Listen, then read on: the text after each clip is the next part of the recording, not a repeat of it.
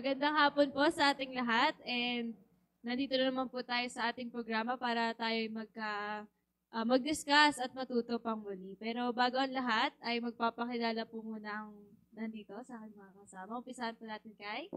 Hello po, ako po si Abby. Ako po si Charmaine. Ako po si Mark. Ako po si Prince. And welcome sa TGIF. So before we start ay humingi muna tayo ng gabay sa ating Panginoon para mabigyan tayo ng wisdom para malinawan tayo sa mensahe mamaya. So let us pray. Lord, maraming salamat po sa hapon na ito, Panginoon, na binigay niyo po sa amin para kami magkatipon, Panginoon, upang talakayin, Panginoon, yung nais niyo pong i-impart sa mga buhay ng kabataan, Panginoon. Continue to use us, Panginoon, para ma-convey namin, Lord, yung message na nais niyo po ibigay and may apply namin ito sa aming mga buhay, Lord. Maraming salamat, Lord, in Jesus' name. Amen.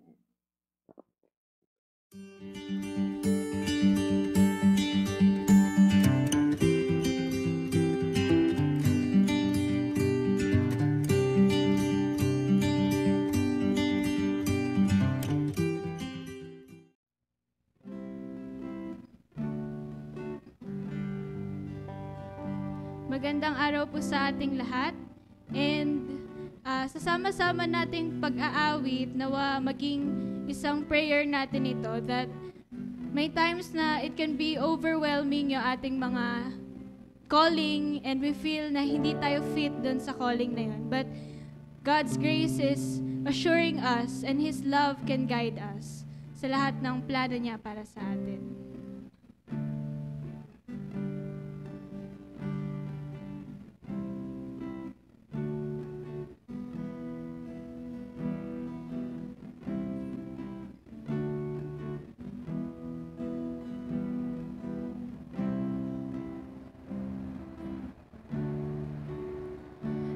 My weakness is all that defines me. Or at least that's what's inside my mind. I heard you whispered and told me you love me. I trust in you. Lord, I trust in you. Question why I'm being called to serve you. Should you, this is all that I have. You said you won't leave me and you'll be there for me. I trust in you. Lord, I trust in you.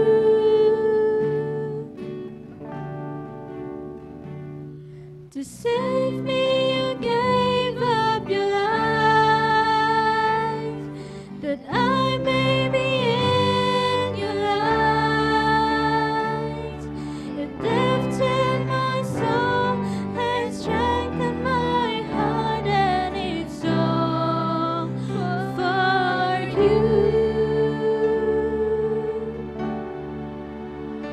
Lord, please use me and make me a temple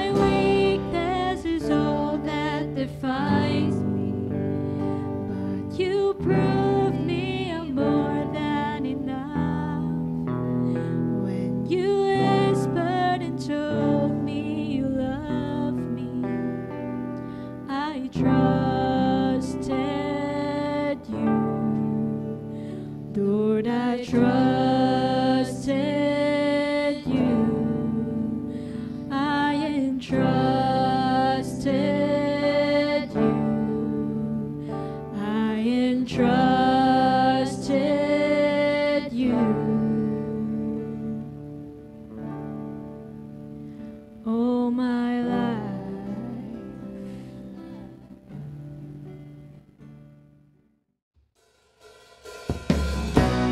Ayan, sa mga oras na to, I invite everyone na kung nasaan man kayo ngayon, let us give our time to praise and worship our Lord.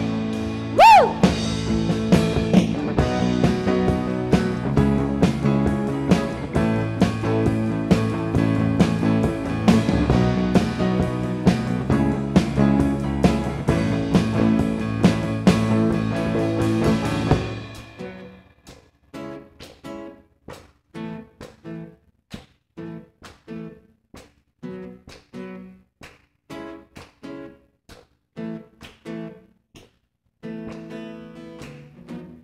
Running out of words with your glory, I am caught by your love.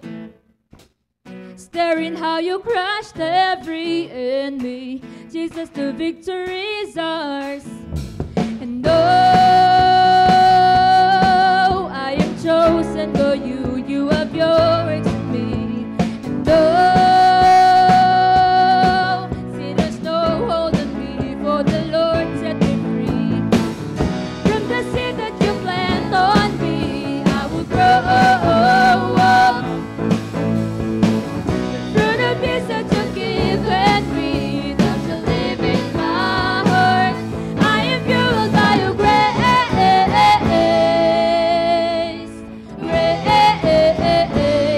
I am fueled by your grace.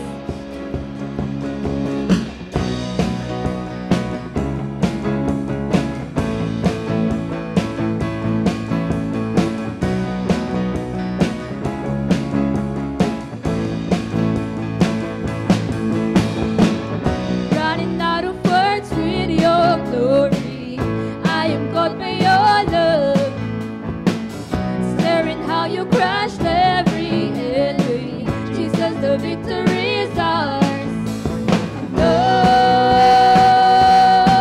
I am chosen by you, you have your works in me. No, sin has no hold on me, for the Lord set me free. Come on! From the seed that you plant on me, I will grow. Through the peace that you've given me, thou shalt live in my heart. I am fueled by your grace.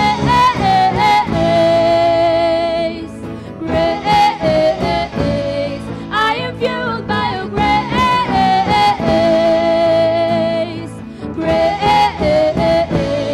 I am fueled by your grace. Come on, church, let us lift up our voice and let us give thanks and praise our King.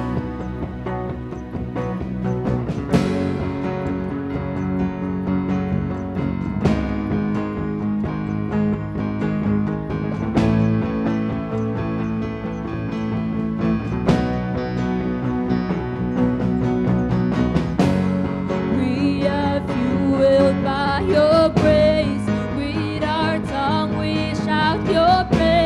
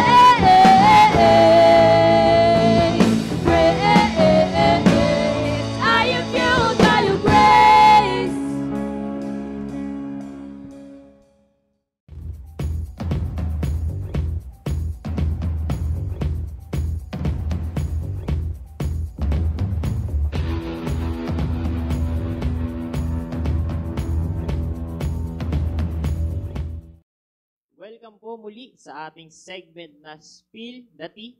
Ayan, kung saan tayo po ay magtatawanan, magtatanungan at magtatalakayan ng mga latest news and issues ng kabataan. At sa araw na ito, pag-uusapan natin is very popular din sa Bible. Ayan. Ito po ay, ang title po nito is The Two Others. Ayan. So, ano nga ba yung The Two Others? So, matatagpuan po yung text natin sa Luke 23, 32 to 43. Yan, sobrang mahaba insan. Mahabang Sobrang- basahin. Sobrang mahaba insan yung ating pag-uusapan ngayon. Pero itong tagpo na to ay makikita natin yung parang unbelievable na grace ng Panginoon nung time na to. And syempre yung pagmamahal niya no, sa atin. So, aanyayahan ko si Kuya Prince. Kuya Prince, basahin mo nga. Kuya Prince. Yung text natin. Yung? Ayan. Ang ating text po ay matatagpuan. Ulitin ko ulit, di ba? Sige po. Sige Sa po. Luke chapter 23 verses 32 to 43. So, ang sabi dito, chapter 32, two and other men, both criminals, were also led out with him to be executed. 33, when they came to the place called the Skull, they crucified him there, along with the criminals, on his right and the other on his left. 34, Jesus said, Father, forgive them, for they don't know what they do. And they divided up his clothes, casting lots. 35, the people stood watching, and the rulers even sneered at him. They said, He saved others, let him save himself if he is God Messiah, the chosen one. 36, the soldiers came up and mocked him. They offered him wine vinegar, 37, and said, If you are the king of the Jews, save yourself. 38, there was a written notice above him, which read, This is the King of Jews. 39, one of the criminals who hung there hurled insults at him. Aren't you the Messiah? Save yourself and us. 40, but the other criminal rebuked him. Don't fear God, he said. Since you are under the same sentence. 41, we are punished, just justified, for we are getting what our deeds deserve. But this man has done nothing wrong. 42, then he said, Jesus remembered me when you come in your kingdom. 43, Jesus answered him, Truly I tell to you, today will be with me in paradise. Alright, ayan. Maraming salamat, Kuya Prince, sa pagbabasa ng ating pag-uusapan. So, meron na kayong hint na kung ano yung nasa title, The Two Others. So, yun yung time na when Jesus is crucified, meron siyang nakasama doon na kinrucify din. So, yung dalawang criminal yun. Diba? Yung isa, minak siya, tapos yung isa naman, parang humingi siya ng favor, no?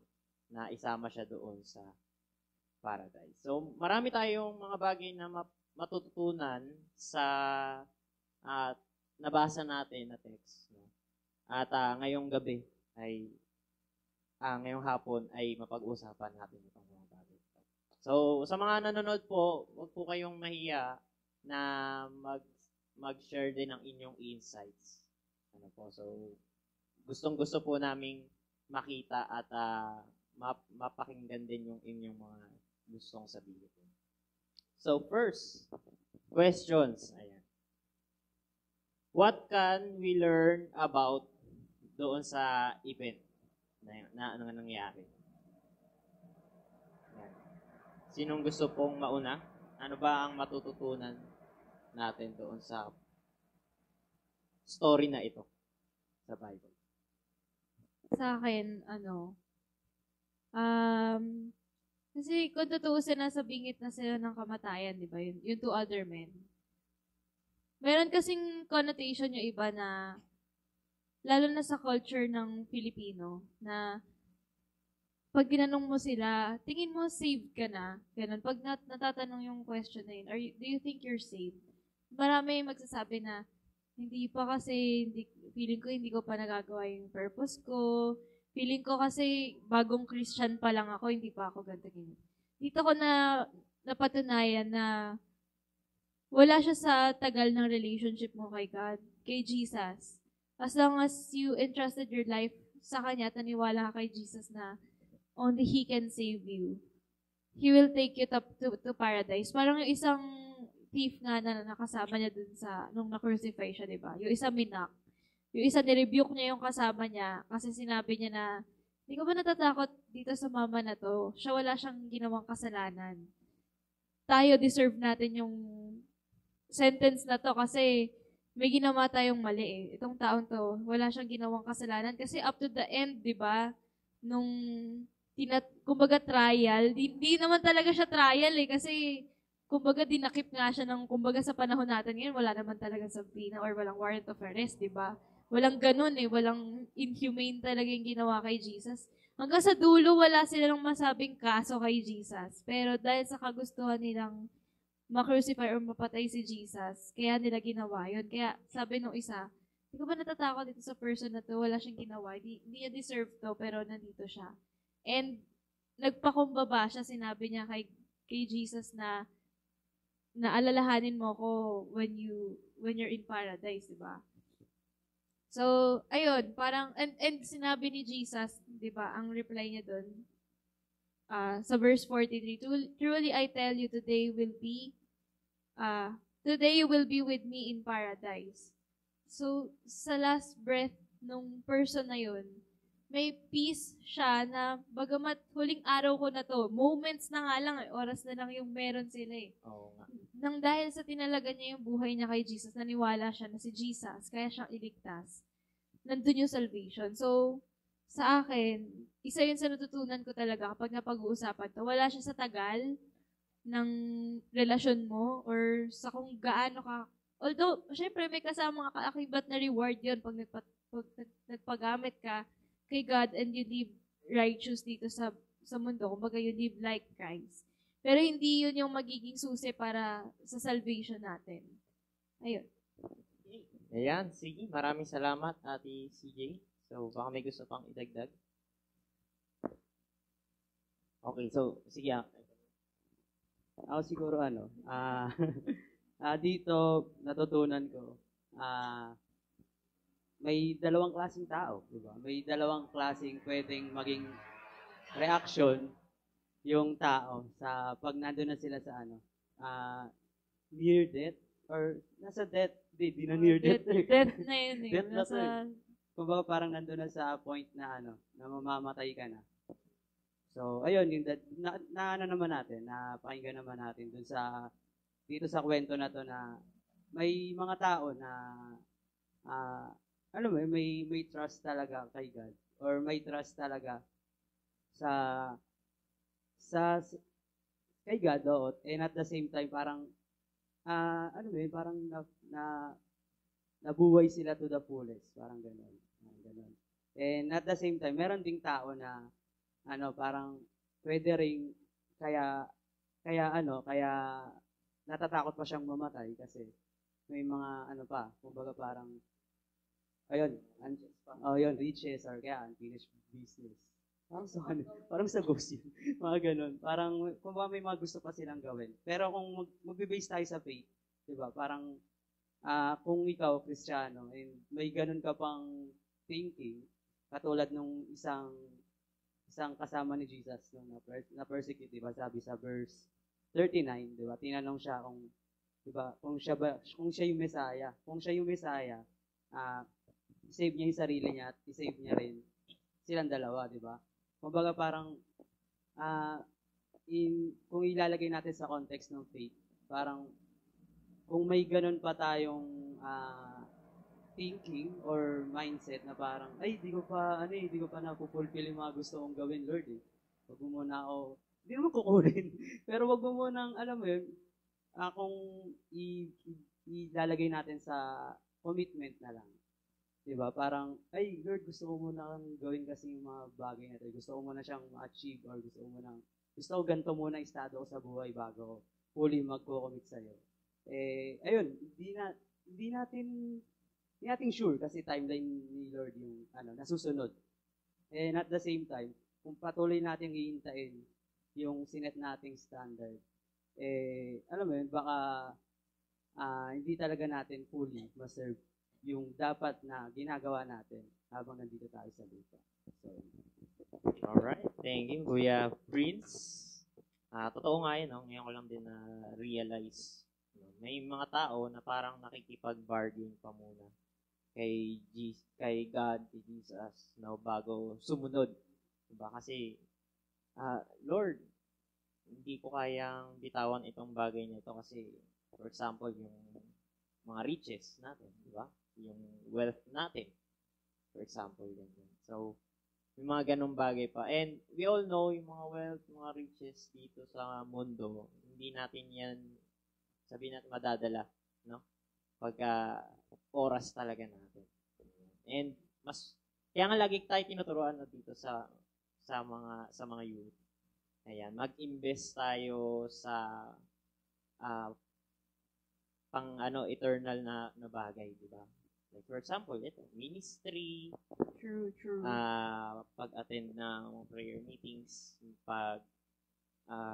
attend ng church, no? Gatherings, ganyan for example.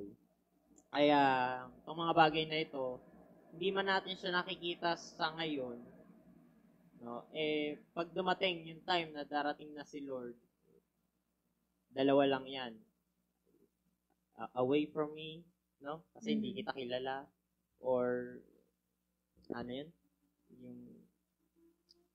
yung well done.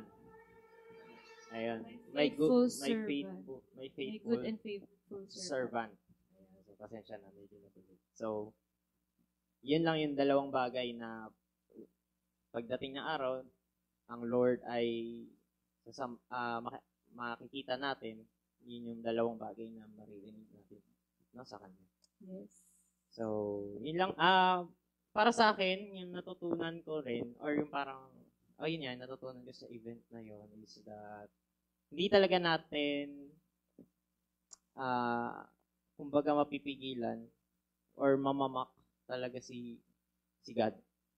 Diba? Nakita natin, kahit gaano kadaming tao na nag-iinsulto sa kanya, maraming tao ang ayaw sa kanya at yun nga, gusto na siyang mamatay. Hindi nila, lingid sa kanilang kaalaman na yung time na yon plano talaga ng Lord. Diba? And yung story hanggang sa ngayong panahon, diba, nararanasan pa rin natin yung grace ng ating Panginoon. Kasi isipin ninyo kung hindi nangyari yun, no? Kung, di ba yung mga disciples niya ng time na alam niya na mamamatay si Jesus, di ba? Sinasabi na ni Jesus yun sa mga disciples niya. Ilang beses yun na account sa Bible. Sinabihan niya na yung kung ano mangyayari sa kanya. Sabi pa nga, ng ibang mga disciples niya, ayaw, no? Pero nirebuke sila ni Peter, si Peter yun. Si Peter mismo. Si Peter mismo. Nirebuke siya ni Jesus. Sabi niya pa nga, away, tinawag yung devil, Satan. Devil or Satan, si Peter. Kasi, alam ni Jesus na kaparaanan din yun ng devil para hindi nga ma-save yung mga tao. Diba? So, again, plano ng Lord, so kinakailangan talaga na ma-fulfill yung bagay na yon, no? Yung ma-deliver si Jesus doon sa cross, diba? And nangyayari yan, no? Sa panahon ngayon, maraming nakakalungkot man, no? Marami akong napapanood na maraming nagmamak kay Jesus, No? Sa panahon ngayon, ubod ng dami talaga. Pero alam ko darating yung araw na marirealize ng bawat isa talaga na ay, nako, sana dapat sumunod na ako noon pa man. Diba? Pero syempre, kaya nga tayo nandito, no? Yun yung role natin bilang mga tagasunod ng Lord. Meron pa rin tayong responsibilidad din sa kanila. Diba? We should do our best. Yung utos ng Lord sa atin, go and make disciples. Diba? So, yun lang. Reminder sa atin. So, ikaw, Adi, baka may madagdag ka pa? Ayan. Siguro sa akin, isa sa mga napansin ko din is yung, di ba sa'yo yung mga nagmamak, like, it's easy to point fingers. Especially kung ikaw yung wala sa sitwasyon. Di ba? Kung titignan natin, yung mga guards, yung mga Jews, sinasabi, if you are the God of Jews, save yourself. So parang, ang daling kalimutan na, kaya ka nga nililigtas kasi ikaw yung makasalanan. Hindi mo ba maintindihan yung point na yun? Pero ikaw, you still thinking of being a selfish person kasi wala ka nga dun. Diba? So parang kung iisipin, nakakalungkot man, hindi nila maintindihan yung sacrifice na ginagawa ni Jesus that time. Kasi nga, andun sila sa human flesh na hindi, parang, alam mo yun, dahil distorted sila, sabi nga diba sa Bible, para silang mga tupang nagkanda, ligaw-ligaw. Pero, alam mo yun, God is too gracious para iligtas tayo. Kung tutuusin, di ba, pwede naman bumaba talaga si Jesus Christ doon eh. Pwede niyang patunayan sa kanila na, hindi lang naman ako si Jesus eh, God din naman ako eh. Di ba? Pero, hindi niya ginawa. Di ba parang kung ikaw yun, masasaktan ka sa point of view niya na hindi niyo ba ako naiintindihan?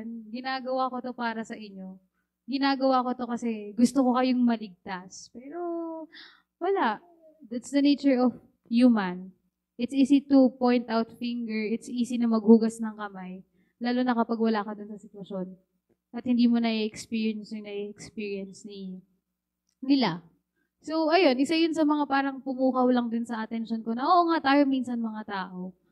Ang dali-daling magturo, ang dali-daling magsabi ng dahilan, o manita ng kakulangan ng iba, pero minsan hindi mo nakikita yung sarili mo na, ikaw pala talaga yung may pagkukulang, especially when it comes to the Lord.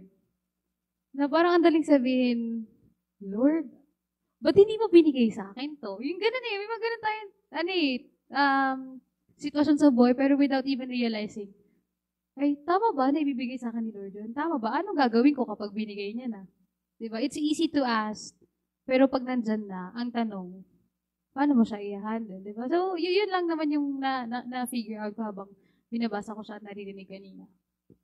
Okay, yeah. Thank you sa ating mga ate and kuya. And syempre, sa mga nanonood, again, ano ba yung matututunan natin dito sa event, no? Sa tagpo na ito. So, feel free na mag-share ng inyong insights diyan sa comment section. So, let's move on doon sa pangalawang question. Ayan. What evidences we see that Jesus, despite of being in the flesh, is God, no? So also God. We all know, no? Ang tinuturo dito sa church talaga natin. God is 100% man and 100% God, Jesus. So, okay. Si Jesus yan again. Yung 100% man, 100% God. So, ano ba yung nakita natin dito?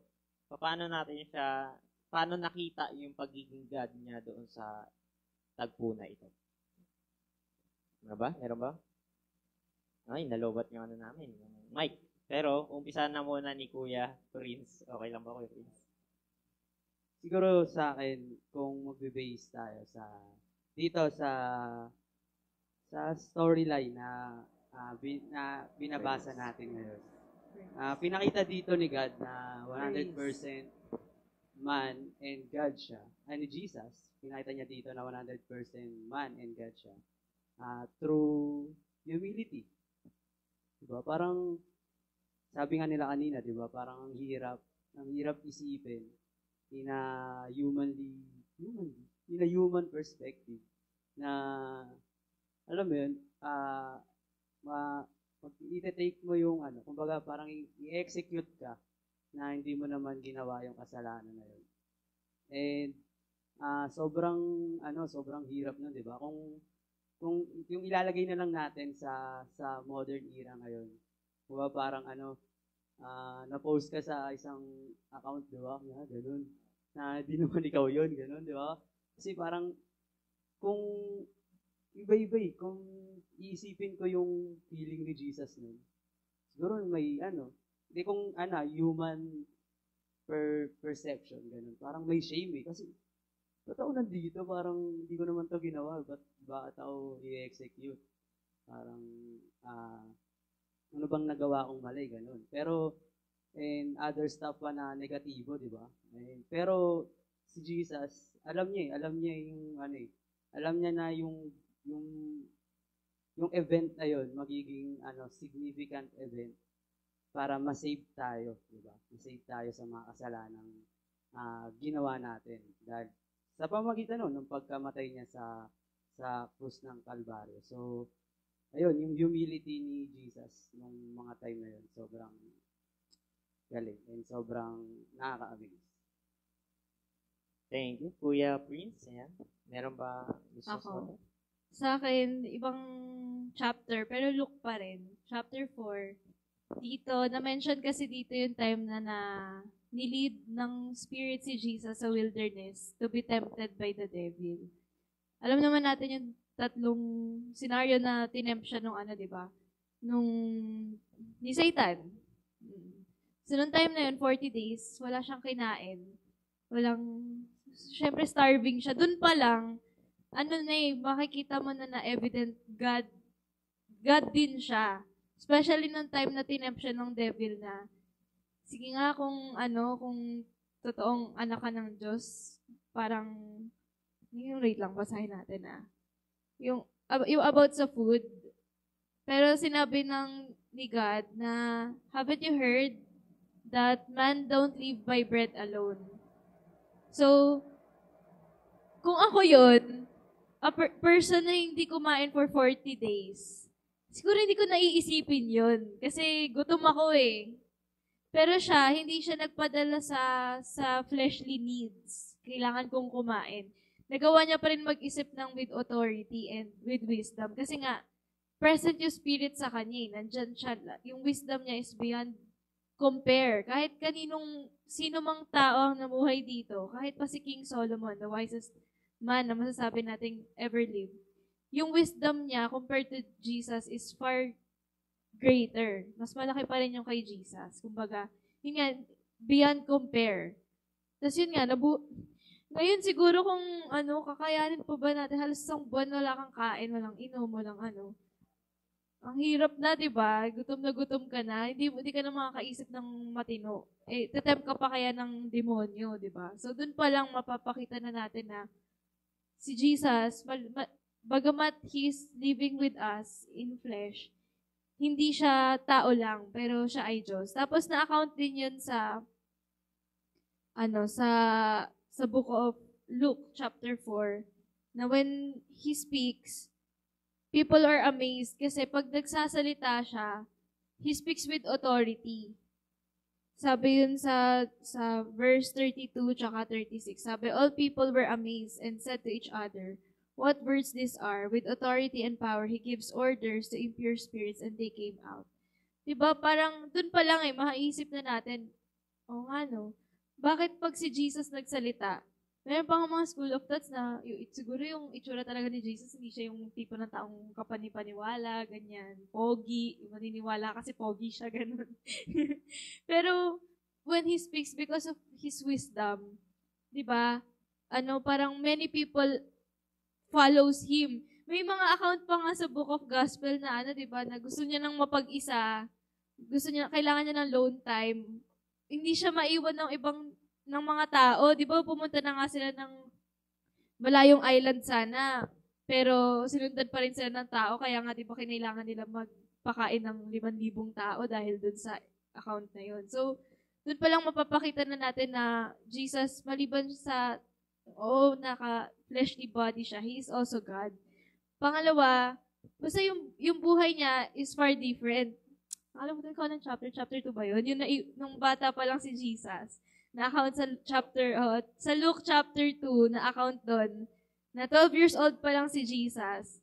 Nag-travel sila, yung family niya, yung earthly parents niya dito, pumunta sila sa Jerusalem. Tapos nakakatawa kasi, bumalik na sila nakalimutan ko saan sila dapat pupunta nun. Basta nagta-travel na yung parents niya for a day. Tsaka lang nila na-realize na hindi pala nila kasama si Jesus. Isang araw na yung nakalipas, isang araw na sila nagta-travel. Na-realize nila na naiwan si Jesus sa Jerusalem. At the age of 12, si Jesus, instead na nagpe-play, natagpuan nila si Jesus after 3 days. Dun sa temple, nakikipag-discuss siya sa mga Pharisees. Doon pa lang, hindi siya normal. Hindi norm ng tao na especially ng bata, makikipag-discuss ng laws, ng teachings of God. Although, oo, nag-aaral yung mga bata ng Bible, pero siya mismo, makikipag-usap sa isang taong mataas yung posisyon when it comes sa Biblia. Di ba parang doon pa lang makikita natin na hindi, itong person na to, hindi lang siya person, but he's also a God. So, ayun. Thank you, Ate CJ. Pero bakit nga ganun, no? Despite na ganun talaga, no? Na hindi lahat talaga na nung time na yon, di ba? Kasi nakita nila, alam nila yung mga miracles na ginagawa ng Lord. True. Pero in the end pa rin, marami pa rin talagang hindi sumusunod talaga sa Kanya. So, nakakalungkot lang din, no, isipin, na kung noon, no, panahon ni Jesus na nabuhay talaga siya rito, gawa siya ng miracles, marami pa rin taong, alam mo yun, sumasalungat sa Kanya noong time yun. So, Yes. napaisip lang ako, kasi parang, pinakita mo na nga ng miracles, and yung good works. Pero di na doubt pa rin. Pero may doubt pa rin. Parang ganun. So, yun lang, wala lang. But Share ko lang. Kasi, naano ko lang din. May dadagdag pa pala ako, bigla ko na-remember. Kasi sa Book of Matthew, meron tong part na, di ba Jesus is speaking in parables. Tapos di ba sinusundan siya ng mga Pharisees tsaka ng Sadducees. Tapos bago pa magsalita yung mga Pharisees, nagugulat sila kasi parang as if nababasa ni Jesus yung mga tanong nila. Ito yung tanong. Kasi pag sumasagot si Jesus, may account dun na sinabi ni Jesus na bakit kayo ganyan mag-isip? Kahit kung ako yung Pariseyo, parang, alam niyo yung naisip ko. Parang bigla na, kung ako yun, bigla ko lilinisin yung isipin ko. Mamaya kung ano yun. Di ba? Doon pa lang bakit? Kasi hindi niya pa nasasabi yung question na sumasagot na si Jesus Doon pa lang, makikita mo na si Jesus hindi siya tao lang. Diyos talaga siya. Sige, Ate... Ako siguro, isa pa din sa makapag-prove is one of his first miracle, I can say. Which is, Jesus changed the water into wine. Kasi, imagine si Jesus, di ba parang, alam natin may perfect timing si God kung paano niya i-expose talaga si Jesus. At that very moment, nag-hold back pa nga si Jesus. Di ba parang sabi niya, hindi pa ito yung oras. But the thing is, sabi lang ni Mary sa kanya, sundin mo yung sinasabi ng babae. And then, imagine, kasal, wedding, tama ako, no? Wedding, tapos biglang, ikaw, out of the sudden, isa ka lang normal people, na bigla kang i-expose ng gano'n. So, wala lang, ang galing lang ng timing ni God. Kasi, imagine water, you turn into wine, and alam naman natin, ang process of making wine is, matagal. Pina-ferment, pero biglang, sabi mo, ito water. Hindi natin alam kung paano niya ginawa Pero, it tastes like a wine nung tinikman ng mga nung mga taong nandun sa kasalan. So, dun pa lang sa first miracle. And imagine how the Lord works mismo dun sa timing na yun. Kasi syempre, kasal yun. Madaming bigatin ng mga tao. Mm-hmm. At that very moment, ganun yung ginawa niya. So, dun pa lang talaga masasabi mo, iba siya. Iba ka. Akin ka, Charis. Hindi, pero doon pa lang, evident pa lang. Yun yung pinakaunang we can say na pinaka-evidence na talagang, uy, hindi lang siya basta tao. Amen. May posisyon siya. Kumbaga parang may, ano ba ito, may May pinapangatawan. greater authority. Yeah, may greater authority siya. Na which is, mas lalo naging evident kasi nga, doon pa lang sa sinabi ni Ate CJ. So yun yung akin. I think, we can say talaga na, makikita pala yun sa John. Kasi sa Luke and Matthew, kasi alam naman natin, gospel book yun eh. So, mas madami po tayong malalaman. Pero yung akin po, makikita niya sa passage ng John 2:1-11. Yeah. Yan, basahin niyo na lang din. Oo, tama yan. Kung gusto nyong mag-start, no, mag Bible reading, yan, sa gospel books, no? Matthew, Mark, Luke, John. Yeah. Oo. Okay. So, doon lang, parang, kasi, syempre, pag binasa nila yung Matthew, minsan nakikita nga doon sa, nagko-cross reference, di ba? And, magandang practice kasi, natuturuan kang mag-isip talaga, no? Mag-research talaga kung ano ba ang context nitong bagay na ito. And doon lang yung nagpapakita na, alam mo, yung testimony ng mga writers ng mga books na yun, consistent, di ba? At talagang totoong nag-exist si Jesus, di ba? So, again, ako naman, para sagutin lang, siguro yung pagiging, yung despite na ganun yung situation ni Jesus nung time na yun, sabihin natin, gutom din siya noon, no? Pinahirapan siya, di ba? Tinorture siya, di ko alam kung ano pa yung ginawa sa kanya, no? Yung mga gamit na pinanghampas sa kanya, para magluray-luray yung katawan niya, di ba? Di natin alam yung hirap ni Jesus. Pero, ang nakaka-amaze lang din doon sa part na yun is yung, pa rin siya, focus pa rin siya, si Jesus, di ba? Nung time na sabi sa kanya nung isang criminal, no? Jesus, alalahanin mo ako. Ganyan. Sabi ni Jesus, today, no, makakasama kita sa paradise ko. Ayan. So parang naisip ko lang na despite na yung mga pinagdaanan niya, si Jesus nakafocus pa rin siya doon sa pinapagawa ng Lord din sa kanya. And at the same time, yung humility, yung pagiging kind niya doon sa isang tao. Kasi isipin mo, criminal yung isang tao, yung kausap niya. Alam niya na may past ito na hindi maganda. Pero nakitaan pa rin natin siya ng pagiging mabuti, di ba? Doon sa taong iyon. So, napakaganda nung tagpo na yon na talagang no amount of wealth or kung ano man yung position na meron ka sa buhay na ito, matalino ka or hindi. Diba? Pagka lumapit ka kay Lord, no, and you surrender your life, ay tiyak na maliligtas tayo. Yun lang naman ang gusto ng Lord sa atin. Magkaroon tayo ng pananampalataya sa Kanya. Okay, ito, isa pang tanong, no?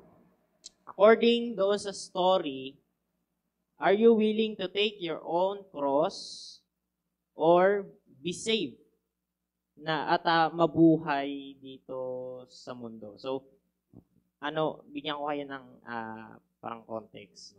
So, 'di ba yung isang criminal, ang gusto niya maligtas siya doon sa pagkakapako sa krus. Makalaya at mamuhay pa doon sa earth. Diba? And yung isa naman is, okay lang sa kanya, mamatay siya, pero nag-request siya kay Jesus, no, na isama siya dun sa paradise. Which is nangyari yun. And I know, up until now, kasama siya ng Lord, no, doon sa langit. So tayo ba?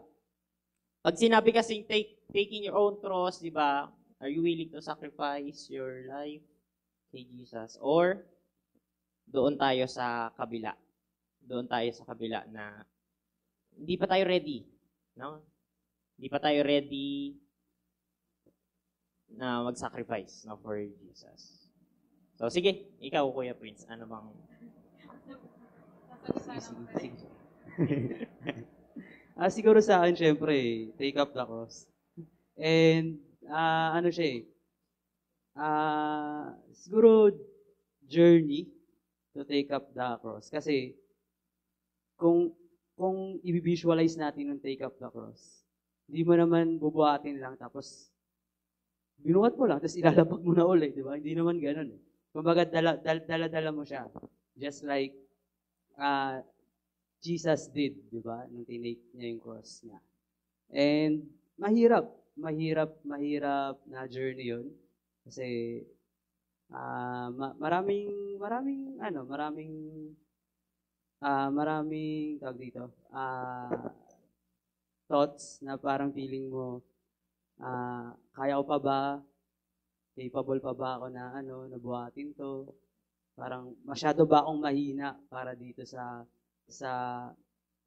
cross na parang tinake ko.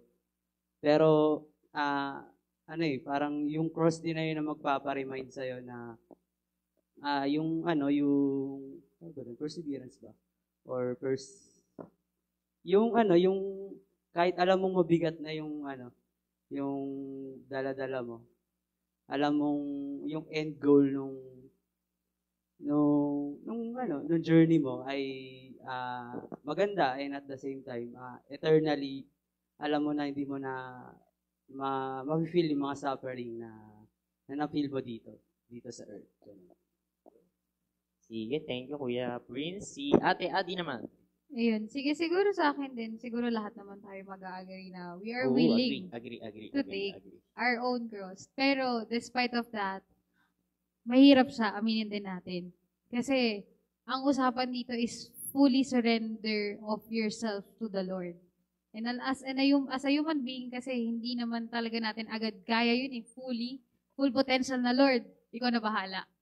Kasi at the end of the day, meron pa rin talaga tayong pride na somehow gusto natin mangyari talaga. Pero yun kasi yung commitment na itinalaga mo, di ba? Once you fully trust yourself to the Lord and accept Him as your Lord and Savior, part na yun na you should take. Hindi, you should. Kailangan mo talaga siyang dalhin. So, mahirap, yes, pero ang kailangan lang talaga natin is magtiwala talaga sa ating Panginoon na even though hindi natin alam kung saan tayo dadalhin, either ikaw mismo yung bibitaw o pangahawakan mo yung commitment. Kasi commitment na yung binitawan natin kay Lord eh. So, hindi siya madali. Kasi, darating sa punto na ikaw mismo mapapagod, gaya yung sinabi ni Kuya Prince. Pero, kung talagang nandun tayo sa posisyon na, alam mo yun, yung tiwala talaga natin nasa Panginoon, magpapatuloy pa rin talaga tayo at papanindigan natin yung mga bagay na ipinagkatiwala talaga natin sa Kanya. So, yun. Okay, yan. Thank you, Ate Adi. Ikaw ba, Ate? Siguro sabihin ko lang na, ano yung tawag dito? Ibig sabihin ng pag-take up ng cross doesn't literally mean na we have to undergo the same sacrifices that Jesus did. Kasi ginawa niya na nga yun eh. Tapos na. Parang sinasabi lang sa atin, parang reminder nung linggo sa amin ni Ma'am Elaine na parang, yun nga, yung pagiging committed means spiritual death mo. Hindi mo na kailangang i-control yung sarili mo kasi you already offered your life to Jesus.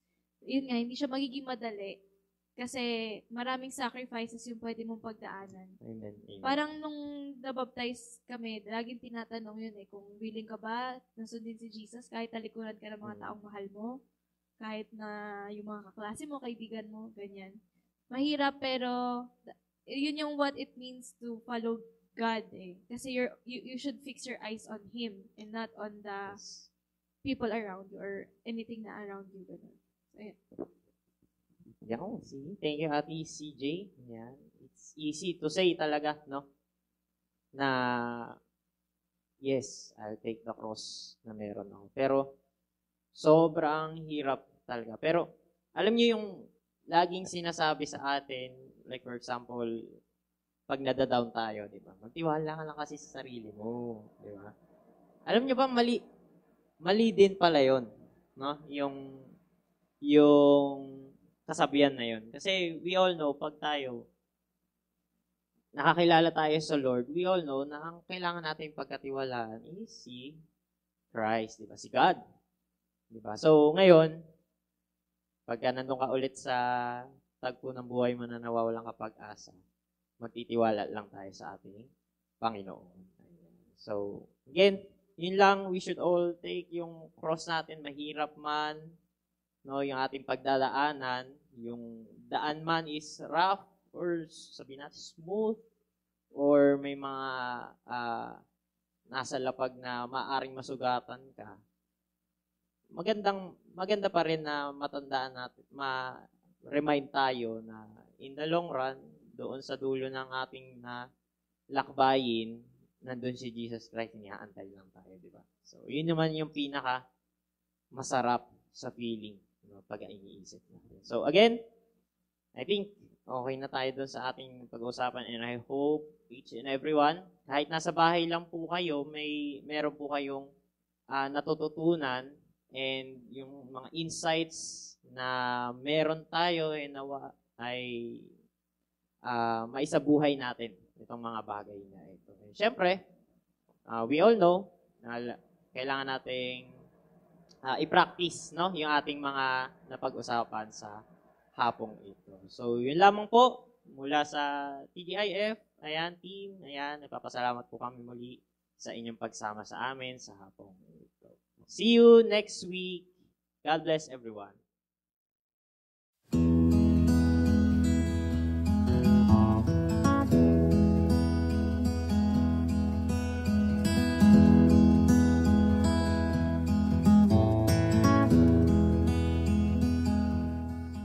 Ayan. So, sana madami po tayong natutunan. And hopefully, kagaya ng sinabi kanina ni Kuya Enel, is mai-apply din natin siya. Hindi lang sana pumasok siya sa kabilang tenga at lalabas sa kabilang tenga, kundi, alam mo yun, isa pamuhay din natin siya. Kasi, ganun talaga ang buhay ng Kristiyano. Hindi siya weather lang. Pero if we trust the Lord, I think, apakagandang blessing ang ipagkakaloob niya sa atin. Anyway, sige po, tayo po ngayon ay dadako sa ating closing prayer. So, inaanyahan ko pong bawat isa na sumabay sa amin, pumikit, at tayo po ay manalangin sa ating Panginoon.